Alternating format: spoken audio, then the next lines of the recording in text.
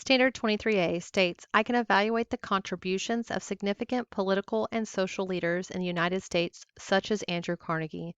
Andrew Carnegie was the creator basically of the steel industry, the Bessemer process and the steel industry. So all the steel that was being used to build the railroad and all the steel that was being used to build the cities, the factories, those were all from Andrew Carnegie. He was the developer of that, the entrepreneur of that. And so he gained massive wealth off of the steel industry. So the good thing about Andrew Carnegie, though, is that he was a philanthropist. So you need to understand the word philanthropist right here. So you have philanthropy, philanthropist. And basically what he did is he took his wealth that he made from from the steel industry and he gave back to society. He gave back to the community to try to better the community. So he opened schools, libraries, theaters, so that way the social classes and the poor could become more educated and have basically a better life and a better standard of living.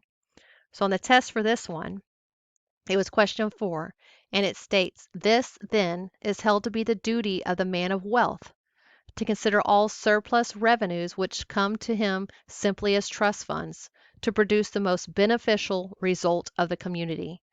Andrew Carnegie, The Gospel of Wealth, 1889. How did Andrew Carnegie put into action the philosophy expressed in the quotation above? Was it A, he gave a substantial portion of his wealth to charity? B, he considered philanthropy to be unnecessary in aiding communities? C, he required executives in his companies to give to charity? Or D, he spoke about the duty to contribute to charity, but his own contributions were insignificant? The correct answer for this one is A, he gave a substantial portion of his wealth to charity. So he gave a portion of his wealth, his money, to education, libraries, schools, theaters, to give back to the community. B is incorrect. Yes, he was a philanthropist, but it says he considered philanthropy to be unnecessary in aiding communities. So the unnecessary is what makes this incorrect. C is incorrect because he required executives in his companies to give to charity. He didn't require his executives in his company, he himself gave to charities. D is incorrect because he spoke about the duty to contribute to charity, but his own contributions were insignificant.